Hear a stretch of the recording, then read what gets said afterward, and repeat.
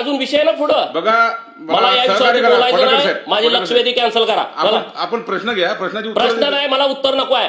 तुम्हाला जर न्याय द्यायचा नसेल, एवढा मोठा विषय 2-3 लाख लोकांच्यावरती अन्याय केलाय, आपण प्रश्न आणि घ्या ही ना. जर सरकारची भूमिका असेल तर ही चुकीची भूमिका आहे. आपण प्रश्न विचारा, उत्तर घेईल. प्रश्न काय विचारूच देत नाही तुम्ही, तर काय बोलणार आहे या विषयावरती? काय कळालं तुम्हाला या विषयामध्ये? ऐकून घ्या आता. उत्तर द्या.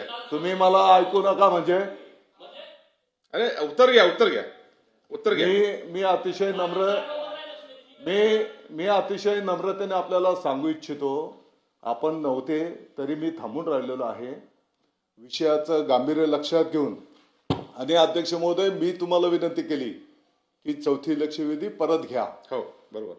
आणि म्हणून माझी आपल्याला विनंती आहे की वस्तुस्थिती समजून घ्या. विषयाचं गांभीर्य आम्हाला पण आहे. आपण जे काही मुद्दे उपस्थित करत असाल त्या मुद्द्यांचं चौकशी करू, कारवाई करू.